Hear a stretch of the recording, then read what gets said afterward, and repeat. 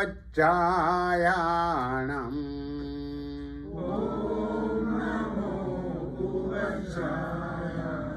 नमो लोये सब्बसाहूणम्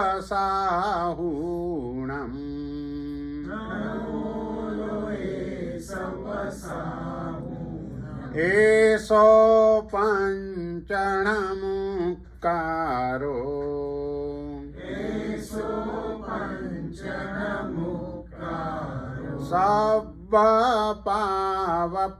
सब्बपावपणासनो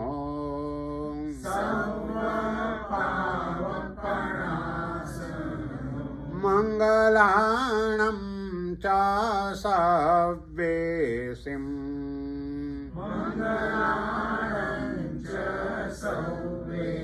पढमं हवै मङ्गलम्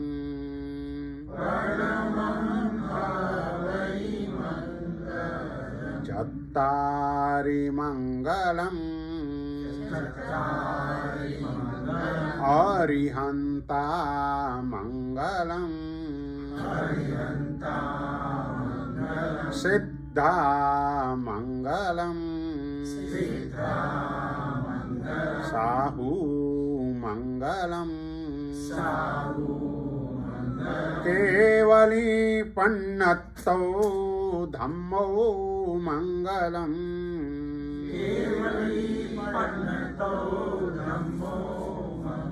चत्तारि लोगुत्तमा अरिहन्ता लोगुत्तमा सिद्धा लोगुत्तमा साहू लोगुत्तमा केवली पन्नत्तो धम्मो लोगुत्तमो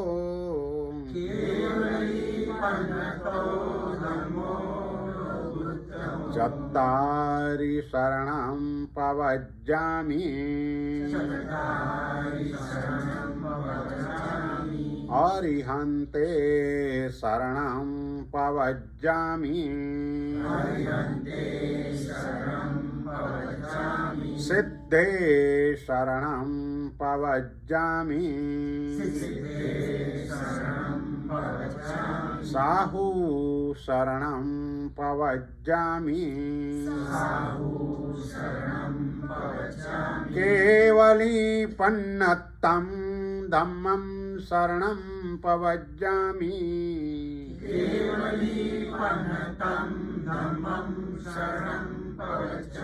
निव्वाणमग्गे वरजानकप्पम्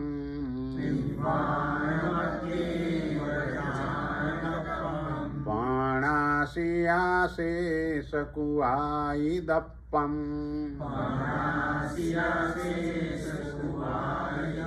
मायां जीर्णानं शरणं बुवाणम्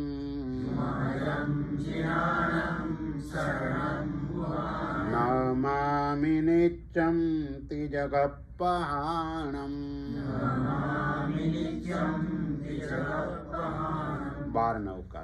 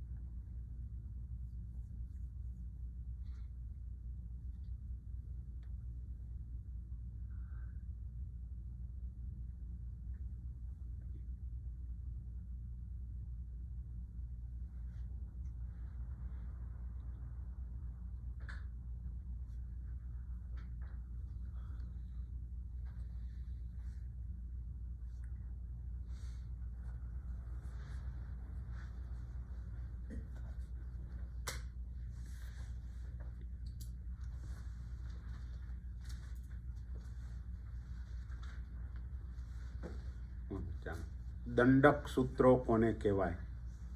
દંડક સૂત્રો, એની વ્યાખ્યા. જે મોક્ષ માર્ગમાં આગળ વધવામાં મદદ કરે તેવા 5 દંડક સૂત્ર.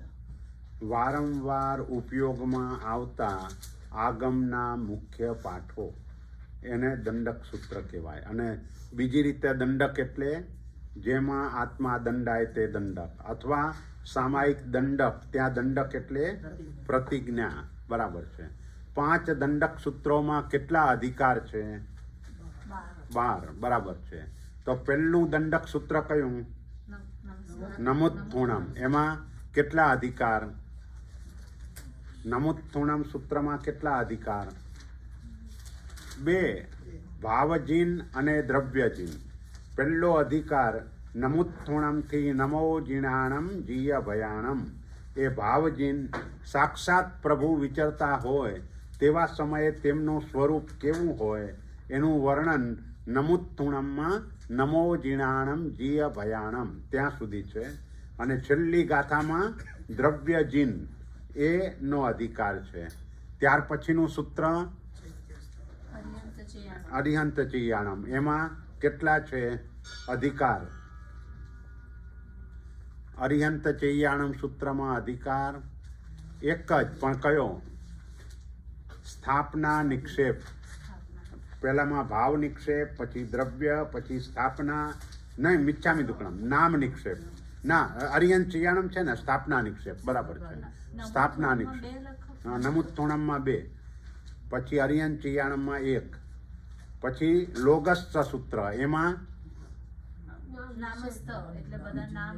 નામજીન. અને હજુ બીજો અધિકાર લોગસ્સમાં 2 અધિકાર છે. એક નામજીન, એ સિદ્ધા સિદ્ધિમ મમ દિસંતુ ત્યાં સુધી. અને હજુ પણ દેવવંદન કરતા હોઈએ ત્યારે આગળ બોલીએ સબ્બલો એ, તો એટલે એ લોગસ્થની સાથે જ ગણાય. તો એનો એ અધિકાર 3 લોકના સ્થાપના જીનને. એમાં 5મો અધિકાર એ 3 લોકના સ્થાપના જીનને. બોલો લોગસ્થ પછી પુખ્ખર વર. એમાં 2 અધિકાર. એમાં પહેલો અધિકાર 20 વિહરમાન જીનને વંદના, અને બીજો અધિકાર શ્રુત જ્ઞાન એને વંદન. અને સિદ્ધાણમ બુદ્ધાણમ એમાં 5 અધિકાર. 5 અધિકાર. પહેલો અધિકાર સિદ્ધ પરમાત્મા, બીજો અધિકાર પરમાત્મા મહાવીર દેવ, ત્રીજો અધિકાર નેમિનાથ પરમાત્મા, ચોથો અધિકાર અષ્ટાપદ વગેરે મહાતીર્થો, અને 5મો અધિકાર સમ્યક દ્રષ્ટિ દેવોનું સ્મરણ. એ રીતે એટલે 12 અધિકારમાંથી 11 અધિકારમાં પરમાત્મા એટલે કે આ વંદન છે, અને 12મા અધિકારમાં વંદન નથી, માત્ર સ્મરણ છે. અને એટલે જ જ્યારે પણ દેવદેવીના કાયોસર્ગ આવે ત્યારે આપણે વંદનવત્તિયાએ પદ બોલતા નથી. જેમ સુવાદેવિયાએ કરેમી કાઉસગ્ગમ અન્નત્થ, વ્યાવચ્ચકરાણમ પછી પણ ડાયરેક્ટ અન્નત્થ, ખિત્તદેવ્યાએ કરેમી કાઉસગ્ગમ અન્નત્થ, ભવણદેવ્યાએ કરેમી કાઉસગ્ગમ અન્નત્થ. કારણ કે દેવોને વંદન વગેરે કરવાનું નથી, માત્ર સ્મરણ કરવાનું છે. એટલા માટે 12મો અધિકાર એમાં માત્ર સ્મરણ છે. ત્યાર પછી વંદન કરવા યોગ્ય કેટલા? 4. કયા કયા? બોલો. ગઈકાલનું પુનરાવર્તન. 4 કયા કયા? અરિહંત પરમાત્મા, સિદ્ધ પરમાત્મા. બરાબર. પછી શ્રુત અને શ્રુત અને મુનિ. બરાબર છે. મુનિ અને શ્રુત. બરાબર છે. આ 4 વંદન કરવા યોગ્ય. સ્મરણ કરવા યોગ્ય કોણ? દેવો. પછી 4 પ્રકારના જીનેશ્વરો કયા કયા? નામ, સ્થાપના, દ્રવ્ય અને ભાવ. દ્રવ્ય નિક્ષેપ કોને કહેવાય? એમના જીવો, જીનેશ્વરના જીવો, અથવા તો જે ભૂતકાળ અને ભવિષ્યકાળ એ બંને. વર્તમાન કાળ ભાવ નિક્ષેપો, ભૂતકાળ અને ભવિષ્યકાળ એ બંને દ્રવ્ય નિક્ષેપ એ રીતે કહી શકાય. ત્યાર પછી થોય કેટલી બોલીએ આપણે જ્યારે બોલવાની હોય ત્યારે? 4. એમાં ત્રીજી થોય એક શાની હોય? જ્ઞાનની. બીજી થોય સર્વ જીનેશ્વરો. ચોથી થોય દેવદેવી. બરાબર છે. અને પહેલી થોય અધિકૃત જીનેશ્વર. અધિકૃત એટલે કોઈ પણ જે ભગવાનની હોય એ ભગવાનની અથવા 5 ભગવાનની, એવી રીતે પહેલી થોય હોય. અને ત્યાર પછી આપણે કાયોત્સર્ગના 8 નિમિત્ત એની વાત છેલ્લે કરેલી કે આપણે 8 નિમિત્તથી કાયોત્સર્ગ કરીએ.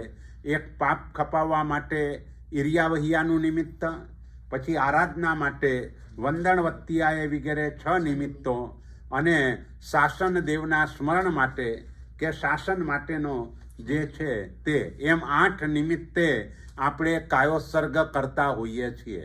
પણ 8 નિમિત્તે કરાતા કાયોત્સર્ગ એના હેતુઓ તે 12 છે. નિમિત્ત 8 પણ હેતુ એ 12 છે. તો કયા 12 હેતુ? તો 12 હેતુમાં તસ્સ ઉત્તરીકરણ, એટલે પહેલું જે આપણું પાપ ખપાવવાનું નિમિત્ત હતું, એ પાપ ખપાવવાનું નિમિત્ત એ કયા પદોમાં બતાવ્યું? તો કે પાવાણમ કમ્માણમ નિગ્ગાયણઠાએ. બરાબર ને? આ પાપ ખપાવવાનું નિમિત્ત થયું. પાપ કર્મનો નાશ કરવા માટે હું કાયોત્સર્ગ કરું છું.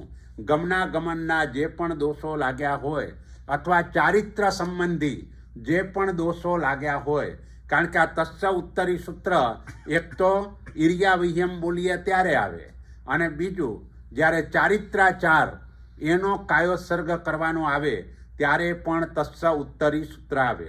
તો ચારિત્રાચારનો કાયોત્સર્ગ કયા પદો બોલીને કરીએ? તો ઈચ્છામી ઠામી કાઉત્સર્ગમ, જો મેં દેવસ્યો અయ్యాરો કહો, કાયો વાયો માણસ્યો. આ આખું બોલી લીધા પછી તમારે કાયોત્સર્ગ હોય તો તસ્સ ઉત્તરી એ આવે. પક્ષી પ્રતિક્રમણમાં પણ ચોમાસી, સંવત્સરી દરેકમાં આ ચારિત્ર સંબંધીનો કાયોત્સર્ગ તે હોય, એટલે એ પ્રમાણે પણ અહીં ગણાય. એટલે આમ મુખ્ય આશય પાપ કર્મનો નાશ કરવા માટે. અને પક્ષી, ચોમાસી, સંવત્સરીમાં એ પણ પ્રાયશ્ચિત્ત રૂપનો કાયોત્સર્ગ છે. જે 12 લોગસ ગણીએ, 20 લોગસ કહીએ કે 40 લોગસ ને 1 નવકાર, આ બધું જ પાપ ખપાવવા માટે એટલે કે પ્રાયશ્ચિત્ત માટેનો કાયોત્સર્ગ છે. પ્રાયશ્ચિત્ત માટેનો તપ પણ હોય. જેમ સાંજના પ્રતિક્રમણમાં પણ દેવસ્ય પાયશ્ચિત્ત વિષવણત્તમ કાવશક કરું, એ પણ પ્રાયશ્ચિત્ત માટેનો. સવારે કુસુમીણ દુસુમીણનો પણ પ્રાયશ્ચિત્ત માટેનો. તો આ રોજ 5 પ્રતિક્રમણમાં પ્રાયશ્ચિત્ત માટેના પણ કાયોત્સર્ગ હોય, અને ત્યાં પણ આ રીતે સૂત્ર બોલાતું હોય. પણ ખાસ કરીને ચારિત્રાચાર સંબંધી જ્યારે દોષો એની આપણે વાત કરતા હોઈએ તે સમયે તસ્સ ઉત્તરીકરણેણમ તે બોલાતું હોય છે. અને એના માટેનો તપ પણ હોય. તો તપમાં શું હોય? તો કે પક્ષીનો ઉપવાસ, ચોમાસીનો છઠ અને સંવત્સરીનો અઠ્ઠમ એ પ્રાયશ્ચિત્ત રૂપે છે. અને એ પ્રાયશ્ચિત્ત પરમાત્માની આજ્ઞા મુજબનું જીવન જીવવા છતાં પણ આટલો તો દોષ લાગે જ કે આટલું તો આપણે પ્રાયશ્ચિત્ત કરવું જ જોઈએ. મહિનામાં, વર્ષમાં 30 ઉપવાસ આપણે પ્રાયશ્ચિત્ત રૂપે કરવાના આવે. કારણ કે 21 પક્ષીના 21, 3 ચોમાસીના 3 છઠ એટલે 21 ને 6 27, અને સંવત્સરીનો અઠ્ઠમ એટલે વર્ષમાં 30 ઉપવાસ કરીએ તો પ્રાયશ્ચિત્તના જ કહેવાય. પછી આરાધનાના એ જુદા હોય. જેમ આપણે ઉપદાન કરવા જઈએ તો ઉપદાનમાં રસોડું વાપર્યું એટલે અમુક તો તમને આલોચના આવે ને આવે. ભલે ભગવાનની આજ્ઞા મુજબ બધી ક્રિયા વગેરે કરી રહ્યા હોઈએ તો પણ અમુક પ્રાયશ્ચિત્ત રૂપે ગુરુ મહારાજ આપણને આપે. એમ આપણું આ પ્રાયશ્ચિત્ત આ રીતે કરવાનું હોય છે. તો જે પણ આપણું પહેલું જે નિમિત્ત છે પાપ ખપાવવા માટેનું, તો એ નિમિત્તના 4 હેતુ છે. એ નિમિત્તના 4 કારણ છે. પહેલું કારણ તસ્સ ઉત્તરીકરણેણમ, એટલે ઈર્યાવહિયા પછી બોલતા હોઈએ તો ઈર્યાવહિયા બોલવા છતાં પણ જે કોઈ પણ દોષો રહી ગયા હોય તો એની વિશેષ શુદ્ધિ કરવા માટે, અને ચારિત્રાચાર સંબંધી બોલતા હોઈએ તો તે સમયે પણ જે કાયો વાયો માણસીઓ એનું જે આપણે વર્ણન કરીએ છીએ, ખાસ કરીને પ્રતિક્રમણ જે આપણે કહીએ એ પ્રતિક્રમણના મુખ્ય 4 સૂત્ર ગણાય પેલું પ્રતિક્રમણનું નાનામાં નાનું સૂત્ર એ સબ્બસ્સવી દેવસ્ય દુચ્ચિંતીય દુર્ભાષીય દુચ્ચિઠ્ઠીય મિચ્છામી દુક્કડમ. આ સૌથી નાનું, એટલે ત્યાં જ આપણે ઠાવીએ છીએ તે સમયે કે ભાઈ મન દ્વારા દુષ્ટ ચિંતવન થઈ ગયું હોય, વચન દ્વારા દુષ્ટ ભાષારૂપ પ્રવૃત્તિ થઈ ગઈ હોય કે કાયા દ્વારા દુષ્ટ ચેષ્ટારૂપ પ્રવૃત્તિ થઈ હોય તો તે મારું પાપ મિથ્યા થાવો. પણ એનો વિસ્તાર ઈચ્છામી પડિક્કમ્યુમ, એમાં એનો વિસ્તાર છે. કારણ કે દુચ્ચિંતીય દુર્ભાષીય દુચ્ચિઠ્ઠીય એના માટે કહી દીધું કાયો વાયો માણસ્યો. પછી કયા કયા પાપો? ઉત્સુત્તો ઉમગ્ગો અકપ્પો અકર્ણિજો. તો આ એનો વિસ્તાર છે. એટલે આ સૂત્ર એક એવું છે કે 3 રીતે બોલાય. આપણું જે આ સૂત્ર છે એ 3 રીતે બોલાય. સૂત્ર એક જ, પણ જ્યારે કાયોત્સર્ગ કરવાનો હોય ત્યારે ઈચ્છામી ઠામી કાઉત્સર્ગમ. જે સમયે પ્રતિક્રમણ કરવાનું હોય ત્યારે ઈચ્છામી પડિક્કમ્યુમ જો મેં દેવસ્યો અય્યારો કહો. અને જ્યારે આલોચના કરવાની હોય ત્યારે ઈચ્છા કારણે સંધિસહ ભગવાન દેવસ્યમ આલોમ ઈચ્છામ આલોયમી જો મેં દેવસ્યો. એટલે સૂત્ર એક જ, પણ આ એક જ સૂત્ર 3 રીતે જુદી જુદી રીતે આપણે બોલતા હોઈએ છીએ. તો અહીં ચારિત્રાચાર સંબંધી જ્યારે પણ તસ્ય ઉત્તરી બોલીએ તો તે સમયે ઈચ્છામી ઠામી કાઉત્સર્ગમ એ સૂત્ર આપણે બોલ્યા તો એ દરમિયાન જે આના સિવાયના પણ બીજા કોઈ પણ દોષો લાગ્યા હોય તો એની શુદ્ધિ માટે પાયચ્છિત્ત કરણેણમ, પહેલો હેતુ એ, પછી બીજો હેતુ પ્રાયશ્ચિત્ત કરવા વડે. એનાથી આપણે પ્રાયશ્ચિત્ત કરીએ છીએ. પ્રાયશ્ચિત્ત એટલે જેના દ્વારા કર્મ દૂર થાય એવા પ્રકારની એક પ્રક્રિયા, એવા પ્રકારની એક આરાધના, એને આપણે પ્રાયશ્ચિત્ત કહીએ છીએ. એટલે બીજું કારણ, બીજો હેતુ એ પ્રાયશ્ચિત્ત. હવે ત્રીજો હેતુ શું? તો કે પ્રાયશ્ચિત્ત કરીને આત્માની વિશુદ્ધિ કરવી, એ ત્રીજો હેતુ. વિશોહી કરણેણમ એટલે આત્માની વિશુદ્ધિ કરવા માટે હું કાયોત્સર્ગ કરું છું. પણ ચોથો હેતુ, વિશુદ્ધિ આત્માની થાય ક્યારે, કઈ રીતે આત્માની વિશુદ્ધિ થાય? તો કે વિશલ્લીકરણેણમ. આત્મા જો 3 શલ્ય વિનાનો થાય તો જ આત્માની વિશુદ્ધિ થાય, નહીતર આત્માની વિશુદ્ધિ ન થાય. એટલે આપણે આ 3 શલ્ય એના ઉપર વધારે ભાર આપવાનો છે. જેમ પગમાં કાંટો વાગ્યો હોય તો આગળ કાંટો ન નીકળે ત્યાં સુધી ગતિ ન થઈ શકે, એમ આ અધ્યાત્મ જગતના 3 કાંટા છે. એમાંથી એક પણ કાંટો આત્મામાં ખૂંચેલો હોય ત્યાં સુધી આત્મા અધ્યાત્મ માર્ગમાં આગળ વધી શકે નહીં. એટલે સૌથી પહેલું મિથ્યાત્વ નામનું શલ્ય દૂર કરવું પડે. આમ કહેવાય માયા શલ્ય, નિયાણ શલ્ય, મિથ્યાત્વ શલ્ય, પણ પહેલાં દૂર મિથ્યાત્વ શલ્ય કરવાનું, ત્યાર પછી નિયાણ શલ્ય દૂર થાય અને ત્યાર પછી માયા શલ્ય દૂર થાય. કારણ કે માયા 9મા ગુણસ્થાનક સુધી છે, નિયાણું છેક 6ઠા 7મા ગુણસ્થાન કે પણ 6ઠા ગુણસ્થાન કે મહાત્માઓ પણ નિયાણું કરી બેસે છે. એટલે છેક ત્યાં સુધી એ હોય છે. એટલે કર્મ સત્તા કેવી રીતે ભૂલ ભૂલામણીની અંદર જીવને એ રીતે કરે છે. એટલે આપણે વર્તમાનમાં જે પણ ધર્મ કરીએ છીએ એ હકીકતમાં મોટા ભાગના લોકો ધર્મ સંજ્ઞાથી ધર્મ કરે છે. આપણે જે સંજ્ઞાઓ જેમ કહીએ છીએ આહાર, ભય, મૈથુન, પરિગ્રહ, તો એની જેમ એક ધર્મ નામની પણ સંજ્ઞા છે. એટલે લોકોને જે વધારે ધર્મ કરવાનું મન થાય છે એમાં મોટા ભાગે ધર્મ સંજ્ઞાથી મન થાય છે. અને ધર્મ સંજ્ઞાથી મન થાય છે એટલે ધર્મ પ્રવૃત્તિ વધારે કરે છે. પણ ધર્મ પ્રવૃત્તિ વધારે કરવા છતાંય વૃત્તિ ધર્મની હોતી નથી. હવે વૃત્તિ ધર્મની હોવી એટલે શું? તો કે ધર્મ પ્રવૃત્તિ કરતાં કરતાં જો આપણી જે સંજ્ઞાઓ છે એ ઓછી થાય તો આપણી વૃત્તિ સારી કહેવાય, તો વૃત્તિ ધર્મની કહેવાય. પણ આજકાલ મોટા ભાગે આપણે જોઈએ છીએ કે લોકો તપ બહુ કરે છે પણ આહાર સંજ્ઞા જોઈએ તેવી ઘટતી નથી. દાન એનું પ્રમાણ ઘણું વધ્યું છે પણ પરિગ્રહ સંજ્ઞા જોઈએ તેવી તૂટતી નથી. એટલે આવી રીતે પ્રવૃત્તિ અને વૃત્તિ બંનેમાં ધર્મ હોવો જોઈએ. એટલે ધર્મ સંજ્ઞાથી જે ધર્મ થાય એમાં પ્રવૃત્તિ ધર્મની હોય, વૃત્તિ ધર્મની ન હોય. એટલે મોટા ભાગના લોકો જે પણ ધર્મ ક્રિયાઓ કરે છે એ ધર્મ સંજ્ઞાથી કરે છે, અને ધર્મ સંજ્ઞાથી થાય છે માટે માત્ર પુણ્ય બાંધે છે. માટે એના દ્વારા જે કર્મ નિર્જરા એનો મોટો લાભ મળવો જોઈએ એ લાભ મળતો નથી. એટલા માટે અહીં કહ્યું કે આ અધ્યાત્મ જગતના 3 કાંટા છે. મિથ્યાત્વ નામનું શલ્ય દૂર થઈ જાય પછી આત્મા આગળ વધે, ત્યાર પછી નિયણ શલ્ય એ દૂર થશે, અને એ દૂર થયા પછી માયા શલ્ય છેક 9મા ગુણસ્થાનક સુધી સંજ્વલન માયા છે.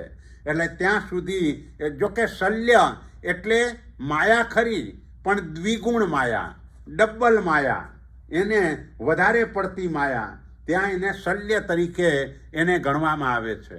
તો આ રીતે આ 3 શલ્ય એ આપણા આત્મામાંથી નીકળી જાય ત્યાર પછી જ આત્માની વિશુદ્ધિ થાય.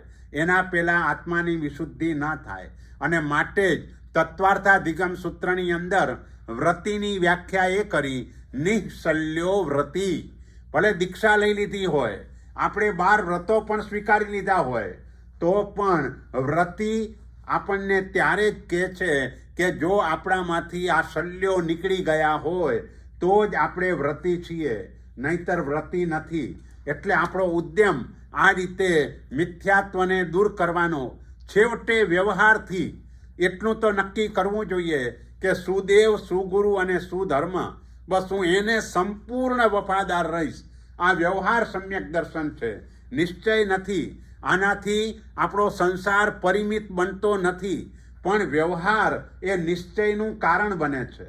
માટે આપણા બધાના જીવનમાં આટલી એક મક્કમતા હોવી જોઈએ કે અરિહંત વિતરાગ એ જ મારા દેવ, સુસાધુ એ જ મારા ગુરુ, અને કેવલી ભગવંતે બતાવેલો ધર્મ એ જ મારો ધર્મ. બસ આટલી દ્રઢતા આવી જાય તો એ દ્રવ્યથી મિથ્યાત્વ દૂર થયું કહેવાય, ભાવથી નહીં પણ દ્રવ્યથી દૂર થયું કહેવાય. તો એવી રીતે નિયાણ એ ત્યાં કાળજી એ રાખવાની છે કે ધર્મના બદલામાં કોઈ પણ ભૌતિક પદાર્થની અપેક્ષા પણ મનમાં ન આવી જાય. બસ એની કાળજી રાખવાની. અને કપટ કોઈ જગ્યાએ કરવાનું નહીં.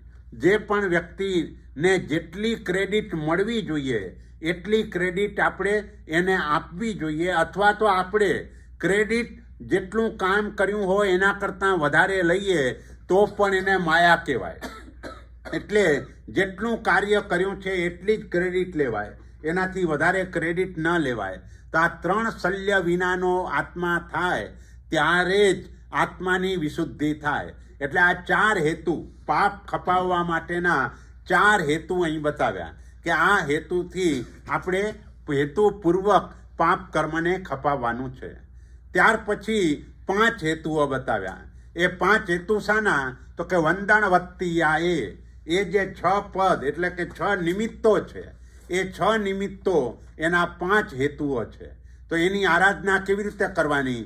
તો એની વાત આપણે આગળ કરી દીધી કે વૃદ્ધિ પામતી શ્રદ્ધાપૂર્વક આ 5 હેતુ, વડ્ઢમાણીએ શ્રદ્ધાએ, વડ્ઢમાણીએ મેહાએ, વડ્ઢમાણીએ ધીઈએ, વડ્ઢમાણીએ ધારણાએ અને વડ્ઢમાણીએ અણુપેહાએ. આ 5 હેતુઓ એના દ્વારા અરિહંતાદિને વંદન, પૂજન, સત્કાર, સન્માન વગેરે દ્વારા જે લાભ પ્રાપ્ત થાય એ લાભ આ 5 હેતુઓ પૂર્વક કરાયેલું હોય તો વિશેષ લાભ પ્રાપ્ત થાય. એ અને પછી સમ્યક દ્રષ્ટિ દેવ, તો એના માટે 3 હેતુ બતાવ્યા. વેયાવચ્ચ ગરાણમ પહેલો, સંતિ ગરાણમ બીજો, અને સંમત દિઠ્ઠિ સમાહી ગરાણમ એ ત્રીજો. આ જે પણ આપણા જે દેવના સ્મરણાર્થે આપણે આરાધના કરીએ છીએ તે દેવો શાસનની વ્યાવચ્ચ કરનારા હોય, એટલે કે સમ્યક દ્રષ્ટિ દેવો હોય એ દેવો શાસનની વ્યાવચ કરે.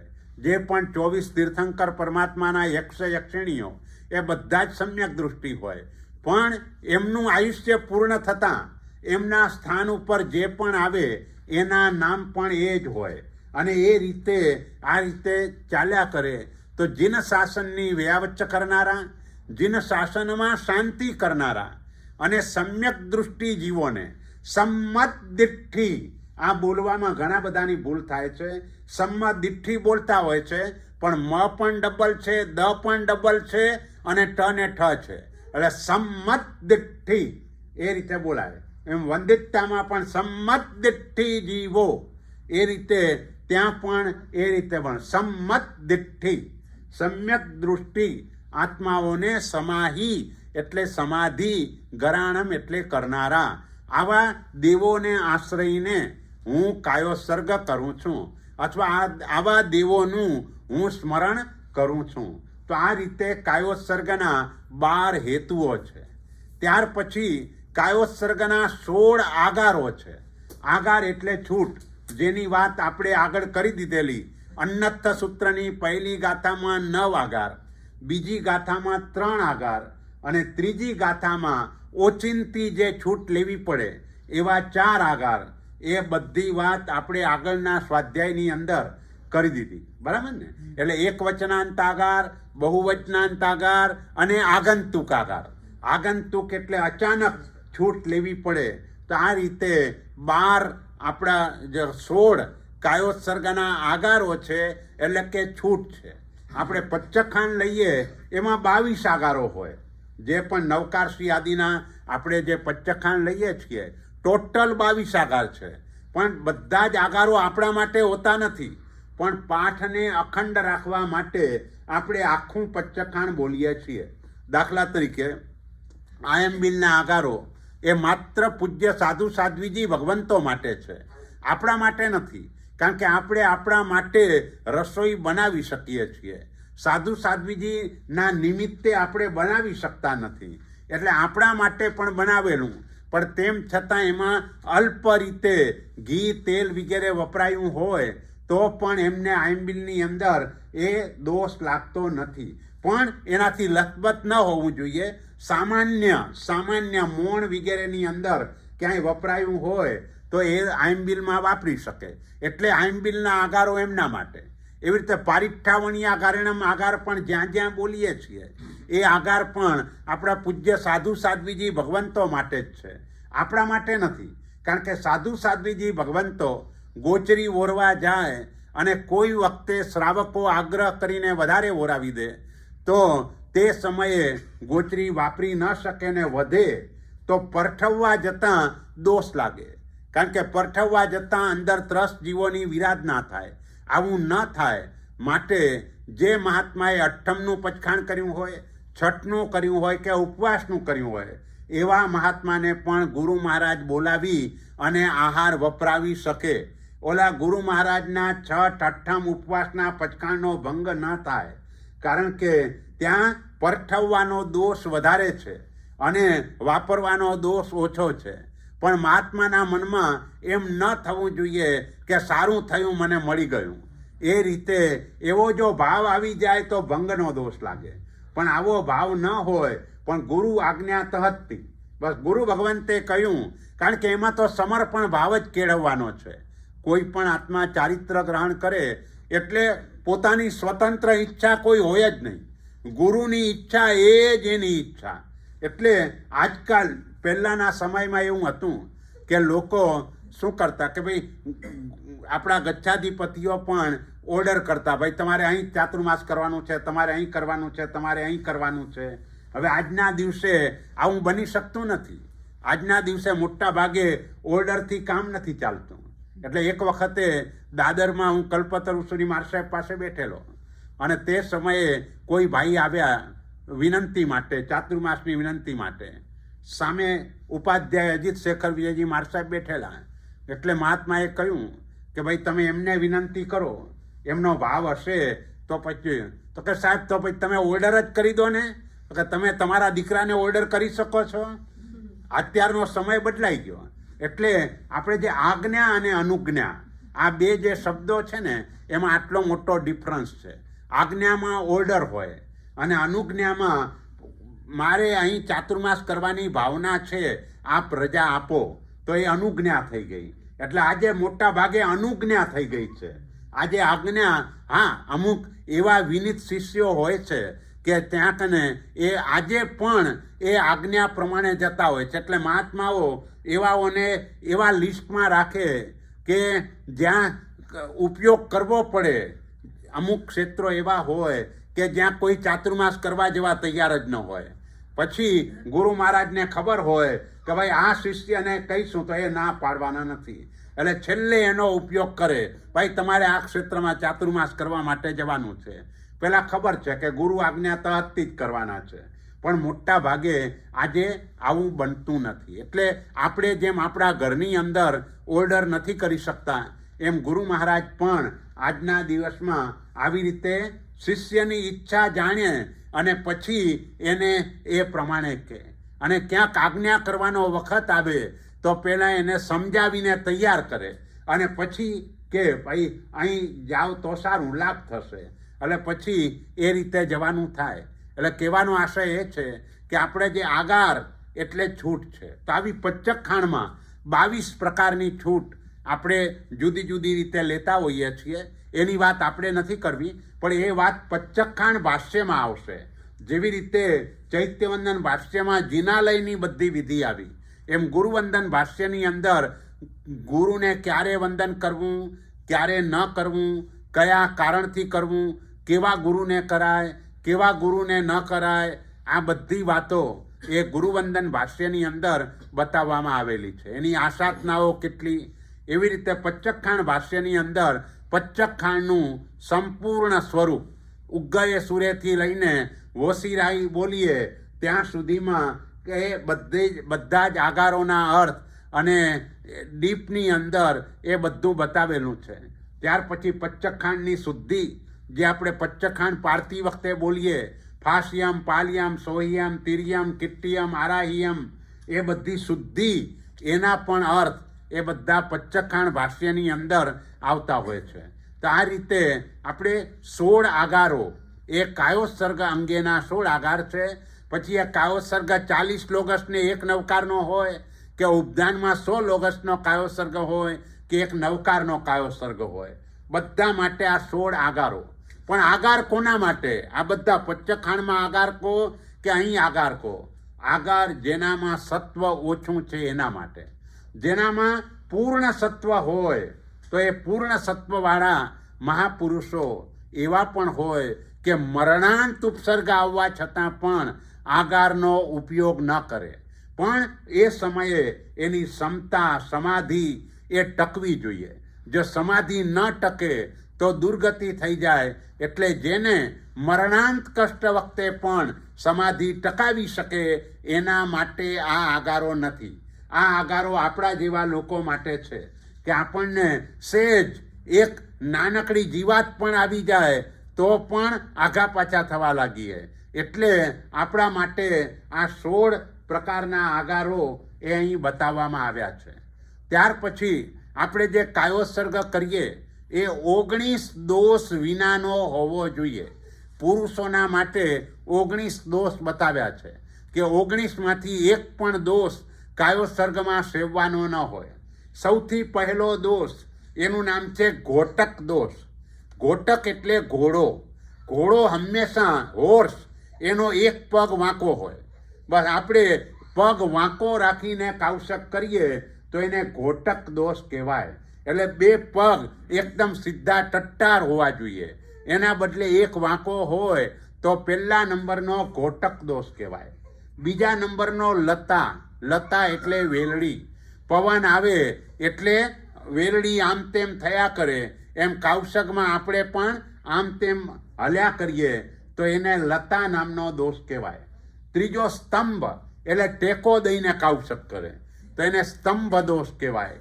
ટેકો દેવાનો હોતો જ નથી. આપણે બધા એટલા બધા પ્રમાદી છીએ કે આપણે બધી જગ્યાએ ટેકો આપીને બેસીએ છીએ. આજે હંસરત્ન સુરી મહારાજ જેવા 180માં ઉપવાસે પણ ટટ્ટાર જ બેઠા હોય, ક્યાંય ટેકો આપવાનો નહીં. અને આગળ જે બાપજી મહારાજ વગેરે જે થઈ ગયા, 100 વર્ષની ઉંમર હોવા છતાં પણ ટેકો નહોતા આપતા. તો એ રીતે એ હતા. પણ આપણે આ રીતે પ્રમાદ આપણો વધારે છે, એટલે એનાથી પ્રમાદ પોષાય. એટલે ટટ્ટાર બેસવાની અંદર આપણા મનના ભાવો એ પણ વિશેષ રીતે જળવાતા હોય છે. એટલે ટેકો પણ આપવાનો નથી. અને જેમ ટેકો નથી આપવાનો એમ બેઠા હોઈએ જ્યાં કને આપણે પ્રતિક્રમણ આદિ ક્રિયાઓ કરતા હોઈએ, માળિયા ઉપર બેઠા હોઈએ, તો ઘણી વખત આપણું મસ્તક જો પગ ઊંચા કરીએ તો માળિયાને અડે, આવું પણ હોય. તો એવી રીતે જ્યાં હોય ત્યાં પગ ઊંચા કરીને માળિયાને મસ્તક લગાડાય નહીં, નહીંતર માળ નામનો દોષ લાગે. એમ ઉદ્ધિ અને નિગળ આ બે દોષો એવા છે કે બે દોષોમાં બે પગ પોળા કરે તોય દોષ લાગે, પોળા રાખે કાવસગમાં, અને ભેગા રાખે તોય દોષ લાગે. તો કેવી રીતે રાખવાના એ વાત આપણે કરેલી કે જીન મુદ્રા એટલે બે પગની આગળ 4 આંગળ જેટલું અંતર હોય અને પાછળ થોડું ઓછું અંતર હોય, એ રીતે કાયોત્સર્ગ મુદ્રામાં ઊભા રહેવાનું. જો આ મુદ્રા ન સચવાય તો ઉદ્ધિ કે નિગળ આ બેમાંથી એક દોષ આપણને લાગે. બોલો. 4 આંગળ એટલે 4 ઇંચ? ના, ઇંચ નહીં. આપણા આંગળા. દરેક જગ્યાએ જ્યાં માપ હોય ને ત્યાં માપ આપણું પોતાનું લેવાનું. જે મુપત્તિ 1 વેંતને 4 આંગળની જોઈએ, પણ 1 વેંતને 4 આંગળ આપણી, એટલે બીજા કોઈની આપણી મુપત્તિ બીજાને કામ ના લાગે. એટલે આપણી 1 વેંતને 4 આંગળ એ પ્રમાણે છે. એટલે જ્યાં માપની વાત આવે ત્યાં દરેક જગ્યાએ આપણું પોતાનું માપ, એટલે આપણા પોતાના 4 આંગળ. બોલો. તો પછી 9 હાથનો જે ડિસ્ટન્સ હોય એ કેવી રીતે આપણે માપવું? નહીં, 9 હાથ તો ભગવાનથી દૂર રહીને સ્તુતિ કરવાની હા, છે ને. પણ એટલે એ 9 હાથનો ડિસ્ટન્સ કેવી રીતે માપવાનું? નહીં, 9 હાથનું એટલે આપણે આપણા હાથ પ્રમાણે જ માપવાનું. અચ્છા. જેના જેટલા હાથ હોય એ પ્રમાણે એને એ રીતે ગણવાનું. પણ મોટા ભાગે એવું સમજવાનું કે જ્યાં ભંડાર મૂકેલો હોય એ ભંડાર પછી પાછળ આવીને કરીએ એ વધારે ઉચિત છે. બસ. એટલે મોટા ભાગે વ્યવસ્થા એવી રીતે હોય. હા, એટલે ઉદ્ધિ અને નિગળ. પછી સબરી દોષ. પાછળનું કેટલું? 5 ને 6 ઉદ્ધિ અને નિગળ. નહીં, આગળ બે પગની આગળ 4 આંગળનો અને distance. પાછળ ઓછું, થોડું ઓછું. બસ. ઓછું. એટલે આવી રીતે 3 આંગળ. આમ જો આગળ વધારે છે, પાછળ ઓછું છે Okay. બે હાથમાં, એ થોડું ઓછું તે. પછી સબરી દોષ. સબરી એટલે ભીલડી. ગુપ્ત સ્થાને હાથ રાખીને કાવસક કરે તો એને સબરી દોષ કહેવાય. એટલે ગુપ્ત સ્થાને હાથ તો આપણે આવી રીતે જ રાખવાના છે, એટલે ગુપ્ત સ્થાને કે હાથ ન રખાય. પછી ખલીણ દોષ. ખલીણનો અર્થ થાય લગામ. ઘોડાની લગામની જેમ ચરવડો પકડીએ, ગુરુ મહારાજ એવી રીતે ઓઘો પકડે કે આપણે ચરવડો પકડીએ તો એને ખલીણ નામનો દોષ કહેવાય. એટલે ચરવડો પણ એ રીતે ન પકડાય. તુંગિયા નામની એક નગરી હતી જેની અંદર શ્રાવકો બહુ જ વિવેકી, સમજદાર અને સાધુ સાધ્વીજી ભગવંતોનો ઉત્કૃષ્ટ વિનય કરે એવા ઉત્તમ શ્રાવકો, અને એક સાધ્વીજી ભગવાન પણ પસાર થાય તો એ આખી બજારમાં બધા જ લોકો પોતાના થડા ઉપરથી ઊભા થઈ જાય. એટલે એટલા બધા વિનયી શ્રાવકો. પણ એક વખતે બન્યું એવું કે ગૌતમ સ્વામી ત્યાંથી પસાર થયા અને એક પણ શ્રાવક ઊભો ન થયો. તે વખતે ગૌતમ સ્વામીએ વિચાર્યું કે આમાં ક્યાંક મારી ભૂલ હોઈ શકે, આ શ્રાવકોની ભૂલ ન હોય. અને તે સમયે પોતાને ખ્યાલ આવ્યો કે ઓઘો મારે બગલમાં નાખીને નીકળવો જોઈએ, એના બદલે આવી રીતે ઉપાડીને નીકળેલા. એટલે લોકોએ વિનય તે સમયે નહોતો કર્યો. અને પછી જ્યારે પાછા વળતી વખતે ઓઘો બગલમાં મૂક્યો તો બધાએ ઊભા થઈને વિનય કર્યો. એટલે શ્રાવકોને જે અમ્મા પિયા કહેવાય ને, એ અમ્મા પિયા એ આ રીતે બની શકે. પણ એમાં શ્રાવક જીવન પણ ઉત્કૃષ્ટ હોવું જોઈએ. આપણા જેવા શ્રાવકો ના ચાલે. આપણે જે રીતે જે રીતે સગવડિયો ધર્મ, બસ આપણે મોટા ભાગે આપણી સગવડ સાચવીને કરતા હોઈએ તો એ ના ચાલે. શ્રાવકો પણ એવું જીવન જીવતા. એટલે પહેલાંના સમયની અંદર શ્રાવકો પણ પ્રવચનની અંદર વ્યાખ્યાનમાં આવે તો ગુરુ મહારાજને પૂરી તૈયારી કરીને પાટ ઉપર આવવું પડે. ગમે તે રીતે આવીને બેસી ન જાય, કારણ કે સામેથી પ્રશ્નો એવા પૂછે, તમે કોઈ પ્રશ્નો જ પૂછતા નથી.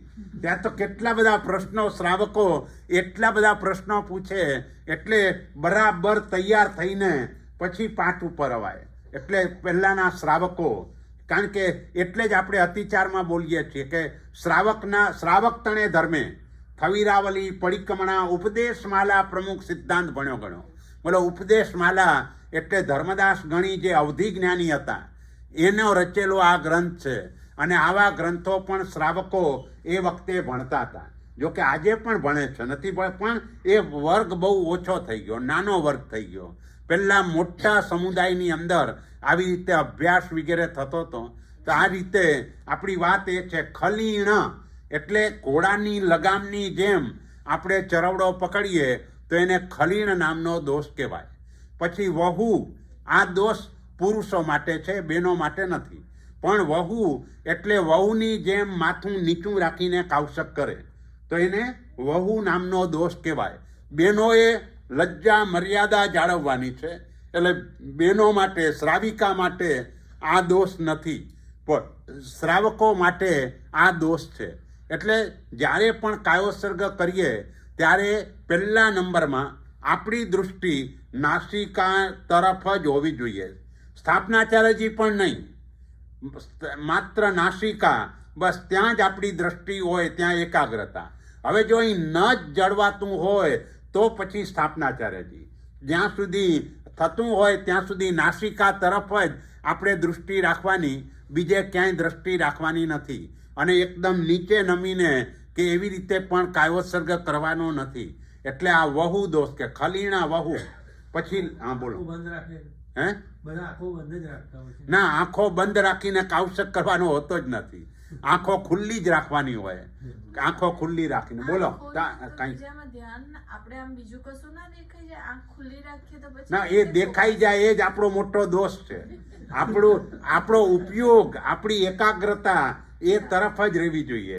બસ એટલે આપણે આપણો ઉપયોગ ચૂકીએ છીએ ત્યાં, એ તરફ આપણી દ્રષ્ટિ જ ના. જેમ આપણે 10 ત્રિકમાં પણ શું કહ્યું કે ભાઈ માત્ર પરમાત્માની સન્મુખ જ દ્રષ્ટિ રાખવી, 3 દિશા જોવાનો ત્યાગ. એટલે સહજ રીતે જ આપણું ધ્યાન ત્યાં જ હોવું જોઈએ, એટલે બીજે ન જવું જોઈએ. પણ આપણી ચંચળતા છે, જાય છે આપણી ચંચળતા છે, પણ આપણે એ પ્રયત્ન કરવાનો કે બીજે ક્યાંય આપણો ઉપયોગ જાય નહીં. બોલો, તમે કંઈક પૂછતા હતા? હા, એ જ હતો ને, થઈ ગયું. ચાલો, પછી લંબુત્તર દોષ. લંબુત્તર દોષ હા, એ નથી રાખવાની કોઈ જગ્યાએ. હે ના, સૂત્ર બોલતી વખતે પણ નહીં, દરેક વખતે આંખ ખુલ્લી જ હોય અને નાસિકા તરફ જ દ્રષ્ટિ. એટલે કાયોત્સર્ગમાં નાસિકાની દ્રષ્ટિ. હે, ભગવાનમાં બાકીના સૂત્રો બોલતી વખતે એની સામે, પણ કાયોત્સર્ગ વખતે દ્રષ્ટિ નાસિકાની, એ રીતે હોય. ચાલો, પછી લંબુત્તર. જો કે આજના સમયમાં આપણે આને દોષ ગણતા નથી, પણ લંબુત્તર દોષ એટલે જે પુરુષોએ પહેરવાની ધોતી હોય એ ધોતી નાભીથી નીચે અને ઢીંચણથી ઉપર પહેરવાની હોય. પણ આજકાલ આપણા મહાત્માઓ પણ ચોલપટ્ટો એ થોડોક લાંબો પહેરે છે, કારણ કે એક મર્યાદા. પહેલાંના સમયની અંદર જંગલમાં મહાત્માઓ રહેતા હતા, તો તેવા સમયે એમના માટે એક આગાર હતો, અને આગારનું નામ ચોલપટ્ટાગારેણમ. આ એક આગાર. એટલે જેમ દિગંબર સાધુઓ વસ્ત્રો નથી પહેરતા, એવી રીતે આપણા મહાત્માઓ પણ એ જમાનામાં જંગલમાં હોય ત્યારે વસ્ત્રો પહેરે નહીં, પણ પચ્ચખાન લે ત્યારે આગાર રાખે, છૂટ રાખે. ચોલપટ્ટા ગારેણમ બોલીને એની છૂટ રાખે કે કોઈ પણ ગૃહસ્થ કદાચ ક્યાંય અહીં આવી જાય તો તે સમયે ચોલપટ્ટો પહેરવાની છૂટ. આવો એક આગાર, એ ચોલપટ્ટા ગારેણમ નામનો આગાર. બોલો, આનંદ ગંજી મહારાજા એ તો બધા જ વસ્ત્રો કાઢીને સીધા જંગલમાં ચાલ્યા ગયા હતા. એટલે શ્રાવકે આવીને કહ્યું, ભાઈ હું આવ્યો એના પહેલા આપે પ્રવચન શરૂ કરી દીધું. તો એ કહે કે ભાઈ તારું અહીંયા શું છે, અમે તો સમય થાય એટલે શરૂ કરી દઈએ, લે જેટલું છે મારી પાસે આ બધું લઈ લે, મારે કાંઈ જોઈતું નથી. હવે પેટમાં ગયું છે તો તને આપી નહીં શકાય. એમ કરીને જંગલમાં નીકળી ગયા. અને જંગલમાં ગયા પછી આ બધા આનંદ ગંજીના પદો કહો કે સ્તવનો કહો, એ બધા એમને સહજ રીતે એમના મોઢામાંથી ભક્તિ રૂપે નીકળેલા આ બધા પદો છે. એટલે આ રીતે લંબુત્તર એટલે આજના સમયમાં આપણે નીચે તો બરાબર છે કે ઢીંચણથી આપણે નાભીથી નીચે, કારણ કે નાભીથી નીચેના અવયવો આપણે અશુભ ગણીએ છીએ, નાભીથી ઉપરના અવયવો શુભ ગણાય. એટલે તીર્થંકરને પણ અશુભ નામકર્મનો ઉદય હોય, કારણ કે નાભીથી નીચેના અવયવો એમના પણ અશુભ, એટલે સ્થિર અસ્થિર શુભ અને અશુભ આ પ્રકૃતિઓ એવી છે. અસ્થિર નામકર્મ આમ અશુભ કહેવાય, પાપ પ્રકૃતિમાં ગણાય, પણ એ બધાને ઉદયમાં હોય, એને ધ્રુવોદય કહેવાય. ધ્રુવોદય એટલે ચોક્કસ બધા જ જીવોને ઉદયમાં હોય, એ આવી કર્મ પ્રકૃતિઓ છે. તો અહીં આપણી વાત લંબુત્તર, આ પણ એક દોષ છે. સ્તન દોષ, ત્યાર પછી એટલે છાતી ઉપર કપડું મૂકે, તો છાતી ઉપર કપડું મુકાય નહીં. પુરુષોએ જ્યારે પણ કાયોત્સર્ગ કરવાનો હોય ત્યારે ઉપરનો ભાગ ખુલ્લો જ હોવો જોઈએ. ગમે તેવી કડકડતી ઠંડી હોય પણ ઉપરનું વસ્ત્ર શ્રાવકે પહેરાય નહીં. શ્રાવિકાઓને એ માત્ર વસ્ત્ર પૂરતી, મર્યાદા પૂરતી વસ્ત્રની છૂટ છે, પણ બીજું કંઈ પહેરવાની છૂટ નથી. આજકાલ આપણે બહુ ઠંડી હોય તો કામડીને બધાનો ઉપયોગ કરતા હોઈએ છીએ, પણ આપણા મહાત્માઓ તમે જુઓ, જે ચુસ્ત મહાત્મા હોય એમની પાસે એક કામડી હોય, બસ એ જ કામડીનો ઉપયોગ ગમે તેવી ઠંડી હોય, બીજો કાંઈ બ્લેન્કેટ કે કાંઈ ન લે, એટલી કામડીથી જ પોતાનું ચલાવે. એ કારણ કે શીત પરીક્ષા આવ્યો છે, તો એના ઉપર વિજય પ્રાપ્ત કરવાનો છે, એને પણ ક્ષમતાપૂર્વક સહન કરવાનું છે. એટલે આ રીતે આપણા માટે પણ, પુરુષો માટે આ દોષ પણ સાધ્વીજીઓને કે સ્ત્રીઓને નથી, કારણ કે એનું તો શરીર ઢાંકેલું જ હોય. પણ પુરુષો, એટલે આનો અર્થ એ થયો કે જબ્બો લેંઘો પહેરીને પ્રતિક્રમણ કરાય નહીં, કારણ કે ઉપરનું ભાગ ખુલ્લો જોઈએ અને સીવેલું વસ્ત્ર ન ચાલે, એટલે ધોતી એ જ પહેરવી જોઈએ. આજે પણ કુલપાકજીની અંદર કોઈ પૂજા કરવા જબ્બો લેંઘો પહેરીને જાય તો પૂજારીજી રોકે છે, ભાઈ ગભારામાં નહીં જવાય, આ પૂજાના કપડાં છે, પહેલાં પહેરી લો ધોતી, પછી અંદર જવાશે. તો એ આપણો યુનિફોર્મ છે. તો એ રીતે એ હા, ધોતીએ સિવેલી આવી ગઈ, એ પણ ન ચાલે. અને એની અંદર ઘણા લોકો અંડરવેર પહેરે છે, એ પણ ન ચાલે, કારણ કે એ પણ સિવેલું વસ્ત્ર થઈ ગયું. એટલે એ રીતે એ એમાં કાળજી રાખવાની. હા, એટલે સ્તન દોષ. હા, તો અહીંયા આ કન્ટ્રીમાં રહેવામાં તો પછી ઠંડી તો લાગે જ છે. વિન્ટરમાં આપણે સામાયિક કે ઘણી વાર તો 14ના પ્રતિક તો આપણે સ્વેટર પહેરીને બેસીએ છીએ, તો ભારત આવી જવાનું. પેલું તો એ જ છે ને. પછી આ બધી આપણે છૂટછાટ લઈએ છીએ બસ. એટલે એ બધું અતિચાર રૂપ છે. તમારે જ્યારે પણ ત્યાં આવો ત્યારે ગુરુ મહારાજ પાસે આલોચના લેવાની આવે, એટલે એ રીતે કરવાનું. અને શુદ્ધ રીતે કરવું હોય તો ત્યાં આવી જવાનું, તો બધું જ બરાબર સારી રીતે થાય. હા, પછી સંયતિ દોષ, એટલે ખુલ્લું મસ્તક રાખીને જે કાયોત્સર્ગ, એટલે મસ્તક ઢાંકીને પણ કાયોત્સર્ગ આપણે નથી કરવાનો. મસ્તક પણ ખુલ્લું હોય અને આ ઉપરનો છાતીનો ભાગ એ પણ ખુલ્લું હોય. લંબુત્તર થણ સંજય. પછી ભમુહંગુલી એટલે ભ્રમિતાંગુલી. ભ્રમિતાંગુલી એટલે ઘણા લોકો આવી રીતે ગણે, 12 લોગસ આવે તો 12ને આવી રીતે, આને ભ્રમિતાંગુલી કહેવાય. આવી રીતે ગણતરી ન કરાય. ધારણાથી જ તમારે કરવાનું. ધારણા એટલે દાખલા તરીકે 40 લોગસનો કાયોત્સર્ગ આવ્યો તો તે સમયે અહીં 3 ભગવાન છે અને 3 ભગવાનના એક ભગવાનના 13 તિલક થાય, તો 13 તેરી 39, ઉપર 1 લોગસ ને 1 નવકાર. બસ એ રીતે ધારણા કરીને કરવાનું. જ્યાં 12 આવે ત્યાં અરિહંતના 12 ગુણ, એ રીતે કરી શકાય. 20 આવે ત્યાં અરિહંતના 12 ને સિદ્ધના 8, એ રીતે 20. જેને જે રીતે ધારણા રહી શકતી હોય, પહેલાં તો ખબર હોવા જોઈએ ભાઈ 12 ગુણ કયા છે ને 8 ગુણ કયા છે, તો ધારણા થાય, નહીતર એ ધારણા પણ ન થાય. એટલે જ્યાં જેને જેટલો ખ્યાલ હોય જે બાબતમાં, તે બાબતમાં ધારણા કરી લેવાય. સામે ભગવાન હોય, એ ઠવણી ઉપર મૂકેલા હોય તો એના પણ તમે ગણી શકો. નીચેનો ભાગ, ઉપરનો ભાગ, એના ભગવાન જ્યાં ઓલા 4 ગોઠવેલા છે તે, એ રીતે કરીને પણ તમે ધારણા કરી શકો. એટલે ભ્રમિતાંગુલી, બસ ટૂંકમાં. એટલે ઘણા લોકો તો સંવત્સરીના દિવસે નવકારવાળી લઈને બેસી જાય. ઓલા કાયોત્સર્ગ આવે ત્યારે નવકારવાળી એ પણ ગણવાની નથી. આ રીતે હા, કાઉન્ટર તો ઉપયોગ જ ન કરાય, કારણ કે એટલે આપણો ઉપયોગ ત્યાં તો બીજી રીતે જોવા જઈએ તો તમારે ચાલુ પ્રતિક્રમણ વાવુકાયના જીવની પણ વિરાધના થઈ. કાઉન્ટર તમે દબાવો એટલે વાવુકાયના જીવની વિરાધના થાય. એટલે પહેલાનો માથાનો કીધો તો પુરુષો માથે કેવી રીતે લાગે? પુરુષોની એટલે આમ શું છે કે બેનો માથું ખુલ્લું રાખવાનું છે, ખુલ્લું જ રાખવાનું છે. બરાબર. હા. લંબોત્તર ભમુ અંગુલી, પછી વાયસ દોષ એ મેં તમને સમજાવી દીધો હતો. વાયસ એટલે કાગડો. કાગડાને આંખ બે હોય, ડોળો એક જ હોય. તો એવી રીતે આપણો આંખનો ડોળો ફર્યા કરે તો વાયસ નામનો દોષ લાગે.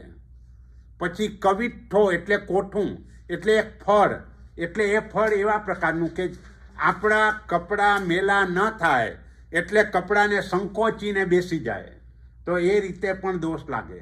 કપડાં જે ધોતી છે ખુલ્લી જ રહેવી જોઈએ, એને સંકોચવાની કે એવી રીતે કોઈ આવશ્યકતા નથી, નહીતર એ દોષ લાગે. એ વાયસ કવિઠ્ઠો. પછી શિરકંપ, તમે કાવસકમાં હો અને કોઈ કાંઈ પૂછવા આવે તો આમ ડોકું ધોણાવીને હા પાડી દો, આમ ના પાડી દો, તો એને શિરકંપ કહેવાય. એ પણ ન કરાય. મસ્તકને કંપ ફેરવવું, એટલે આવી રીતે કોઈ જવાબ ન અપાય. આપણે જેમ અક્ષર શ્રુત છે ને એમાં આને અનક્ષર શ્રુત કહેવાય. બોલ્યા વગર પણ સામેની વ્યક્તિ એના ભાવને સમજી જાય, તો એ રીતે પણ ન કરી શકાય. એટલે માથું આમ હલાવાય નહીં. શિરકંપ. પછી મૂવ એટલે મૂંગો માણસ. મૂંગો માણસ જેવી રીતે સૂત્રો બોલતો હોય એવી રીતે મનમાં સૂત્રો બોલતો જાય, મૂંગા માણસની જેમ, તો એ પણ દોષ લાગે. અને વારુણી એટલે દારૂ. કોઈએ દારૂ પીધો હોય તો બૂડ બૂડ બૂડ અવાજ આવે, તો એવી રીતે કાયોત્સર્ગ કરતા એવી રીતનો અવાજ આવે. શિરકંપ મુવ વારુણી. અને પેહત્તી એટલે પ્રેક્ષ્ય. પ્રેક્ષ્ય એટલે વાનર. વાનરની જેમ આમ તેમ જોયા કરે. ભાઈ બધા આવી ગયા ને, એ રીતે હું જ છેલ્લો નથી ને એમ કરીને કાવસકમાં પણ જોયા કરે, તો એને પ્રેક્ષ્ય દોષ કહેવાય. તો આ 19 દોષ કાયોત્સર્ગના છે. આ 19 દોષને છોડીને આપણે કાયોત્સર્ગ કરવાનો હોય. બહેનોને લંબોત્તર, સ્તન, સંયતિ અને વધુ આ 4 દોષ હોતા નથી, એટલે 15 હોય. એ રીતે બહેનોને 15 દોષો હોય છે. તો આ રીતના કુલ આ 19 કાયોત્સર્ગના દોષ. પછી કાયોત્સર્ગનું પ્રમાણ. તો કાયોત્સર્ગનું પ્રમાણ શ્વાસોશ્વાસ આધારિત છે. જેમ સંવત્સરીનો કાયોત્સર્ગ 1008 શ્વાસોશ્વાસ પ્રમાણ કરવાનો છે, તો એક લોગસ્સ ચંદેસુ નિમ્મલ યરા ત્યાં સુધીના 25 પદ થાય. 6.25 ગાથા થઈ. 1 ગાથાના 4 પદ, 6 ગાથાના 24 પદ અને 7મી ગાથાનું પહેલું પદ, એટલે 25 પદ થયા. અને 25 ને 40 ગુણો એટલે 1000. અને ઉપર નવકાર નહીં 8 સંપદા એટલે 8 શ્વાસોશ્વાસ નવકારના. આમ 1008 શ્વાસોશ્વાસ પ્રમાણ સંવત્સરીનો કાયોત્સર્ગ હોય. ચોમાસીનો કાયોત્સર્ગ તે 500 શ્વાસોશ્વાસ પ્રમાણ હોય, કારણ કે 20 લોગસ અને 25 પદ એટલે 25 × 20 બરાબર 500. અને પક્ષીનો 300 શ્વાસોશ્વાસ પ્રમાણ કાયોત્સર્ગ હોય. એટલે આવી રીતે કાયોત્સર્ગમાં જેટલા આરાધનાના કાયોત્સર્ગ હોય એ બધા ચંદેસુ નિમ્મલ યરા ત્યાં સુધી ગણવાના. ઉપદ્રવ નિવારણના જેટલા કાયોત્સર્ગ હોય એ બધા સાગરવર ગંભીરા સુધી ગણવાના. અને કર્મક્ષયના જેટલા પણ હોય એ બધા પૂરા ગણવાના. કારણ કે લોગસ્થમાં 3 પદ્ધતિ છે. કેટલાક ચંદેસુ નિમ્મલયરા સુધીના કાયોત્સર્ગ હોય, કેટલાક સાગરવર ગંભીરા સુધીના હોય, કેટલાક પૂર્ણ હોય. આપણે મોટી શાંતિ, લઘુ શાંતિ બોલીએ ત્યારે પૂરો, કારણ કે દુઃખક્ષય કમ્મક્ષય નિમિત્તમ કાવસક કરું. એમ છીંક આવી હોય તો ઉપદ્રવ છે, તો એ નિવારણ માટે સાગરવર ગંભીરા. કે રાત્રિના સમયે કામ સંબંધી સ્વપ્ન આવ્યું હોય તો એ પણ ઉપદ્રવ છે, માટે સાગરવર ગંભીરા સુધી. અને આરાધનાના બધા ચંદેસુ નિમ્મલ યરા એ રીતે કાયોત્સર્ગ કરે. એટલે કાયોત્સર્ગનું પ્રમાણ. હા,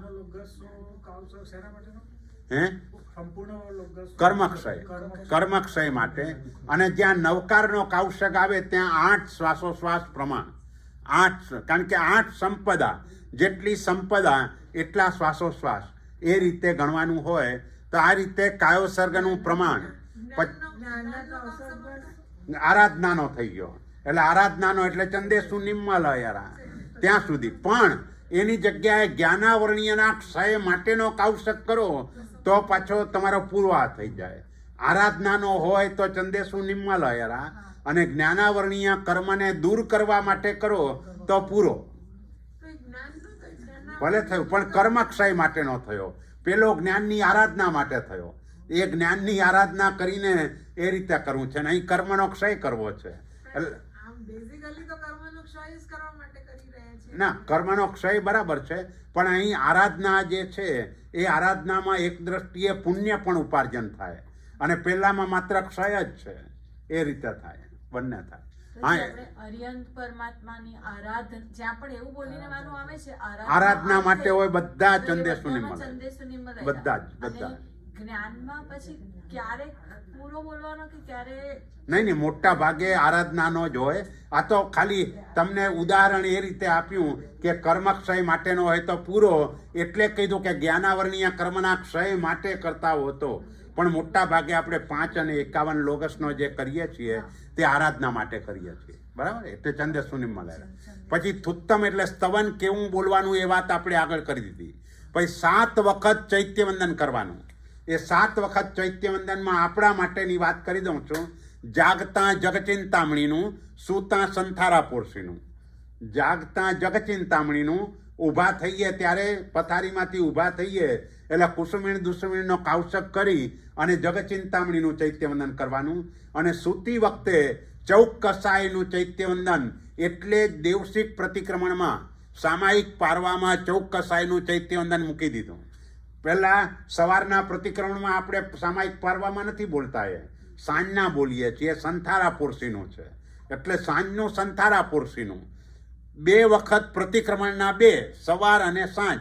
અને 3 વખત જિનાલયે જવાનું અને 3 વખતે જિનાલયમાં ચૈત્યવંદન કરવાનું. સવાર, બપોર અને સાંજ.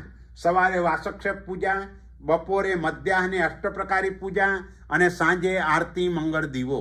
તો આ રીતે 3 સંધ્યાના 3 ચૈત્યવંદન. અહીં આ રીતે 7 ચૈત્યવંદન શ્રાવકે પણ કરવાના હોય.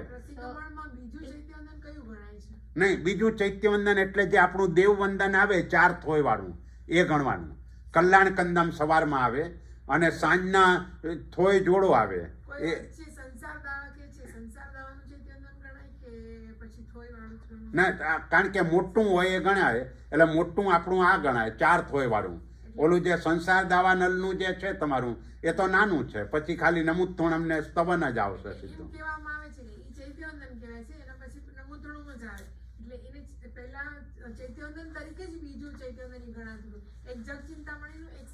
હા હા, બરાબર છે. પણ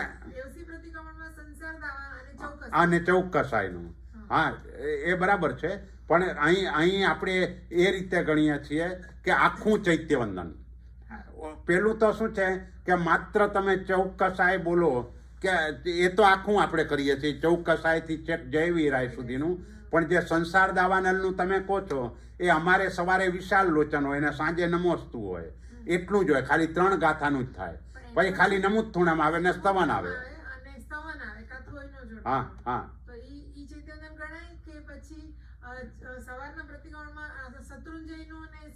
ના એ નથી ગણવાનું. એ ચૈત્યવંદન નથી ગણવાના 2. એ નથી ગણવાના. એટલે 7 ચૈત્યવંદનમાં એ 2 ચૈત્યવંદન નથી ગણતા આપણે. નહીં, એ 2 તો આરાધના માટેના છે કે દરરોજ સવારે શત્રુંજય તીર્થની યાત્રા કરવાની અને મહાવિદ્ય ક્ષેત્રમાં સિવંદર સ્વામી પરમાત્મા બિરાજમાન છે એટલે એ આપણાથી દૂર છે એટલે આપણે ચૈત્યવંદન કરીને એ રીતે એનો. પણ એને 7 ચૈત્યવંદનમાં આપણે ગણતા નથી.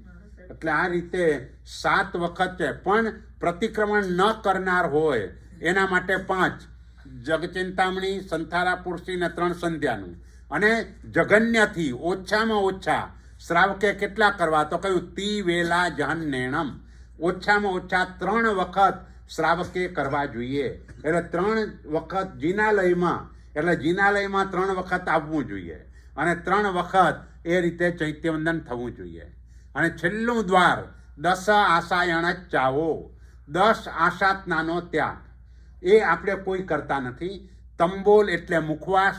જીન મંદિરમાં આવ્યા પછી મુખવાસ વાપરવો, પછી પાણી વાપરવું, ભોજન વાપરવું, લઘુ નીતિ, વળી નીતિ. તંબોલ પાણ ભોયણું વાણહ મેહુન્ન મૈથુન સેવન કરવું. નિઠ્ઠવણમ એટલે થૂંકવું. મુત્તુચ્ચારમ જુવમ જુગાર રમવો. તો આવા કોઈ દોષો આપણે સેવતા હોતા નથી. પણ નાના ગામડાઓની અંદર આજની પરિસ્થિતિ એ છે કે આપણા કોઈ શ્રાવકોના ઘરો જ નથી, અને એ શ્રાવકોના ઘરો ન હોવાના કારણે દેરાસરો એમ જ ખુલ્લા પડ્યા હોય એટલે પેલા લોકો જઈને અંદર પાના પણ રમતા હોય, અને તોફાન, મસ્તી, બીડી, સિગારેટ આ બધું એ ગામોમાં ચાલતું હોય છે. આપણે પણ હા, બીજી ઘણી આસાધનાઓ આપણા દ્વારા થતી હોય કે જે 84 આસાધના કહેવામાં આવે છે. જીન મંદિરની 84 આસાધના અને ગુરુની સંબંધી 33 આસાધના. તો આવી આસાધનાઓ આપણાથી થતી હોય છે. પણ આ ભાષ્યની અંદર એમને આ 10 ગાથાની વાત કરી છે, 10 આસાધનાની વાત કરી છે. તંબોલ પાણ ભોયણું વાણહ એટલે ઉવાણ એટલે પગરખા, ચપ્પલ એ પહેરીને જિનાલયમાં આવવું એમ. તંબોલ મુખ એટલે મુખવાસ. તો આવી રીતે એ 10 આસાધનાઓ એનો ત્યાગ કરવાનો છે. અને આ રીતે એમ કહ્યું, સબ્બો વાહી વિશુદ્ધમ એવમ જો વંદયે સયા દેવે દેવિંદ વિંદ મહિયમ પરમ પયમ પાવઈ લહુંસો. એટલે ચૈત્યવંદન ભાષ્યમાં જે આપણે મૂળ 24 દ્વાર અને એના પેટા ભેદ 2074 જોયા, તો આ પ્રમાણે શુદ્ધ રીતે જે દેવને વંદન કરે છે તે જલ્દી દેવેન્દ્રોથી પૂજાયેલું એવું સ્થાન મોક્ષ એને જલ્દીથી પ્રાપ્ત કરે છે. એટલે આ રીતે આપણું ચૈત્યવંદન ભાષ્ય એનો આપણે સ્વાધ્યાય આ વખતે કર્યો, અને સરસ તમે બધાએ હાજરી આપી. હવે આસાધના બિલકુલ ન થાય અને સારી રીતે આ બધો સૂત્રોની બાબતમાં પણ ઉપયોગ રાખીને શુદ્ધ કરવાનો અને એ પ્રકારનો પ્રયત્ન કરજો. પરમાત્માની આજ્ઞા વિરુદ્ધ બોલાયું હોય તો મિચ્છામિ દુક્કડમ. અને શ્રી સંઘે સ્વાધ્યાય કરવા માટેની તક આપી તે બદલ શ્રી સંઘનો પણ ઘણો ઋણી છું. અને ક્યાંય પણ મારા શબ્દથી કોઈને દુઃખ પહોંચ્યું હોય તો એના માટે પણ ત્રિવિધે મિચ્છામિ દુક્કડમ. શિવમસ્તુ સર્વ જગતા પરહિત નિરતા ભવન્તુ ભૂતગણા દોષા પ્રયન્તુ નાશમ સર્વત્ર સુખી ભવતુ લોકઃ. બોલો શ્રી મહાવીર સ્વામી ભગવાન કી જય.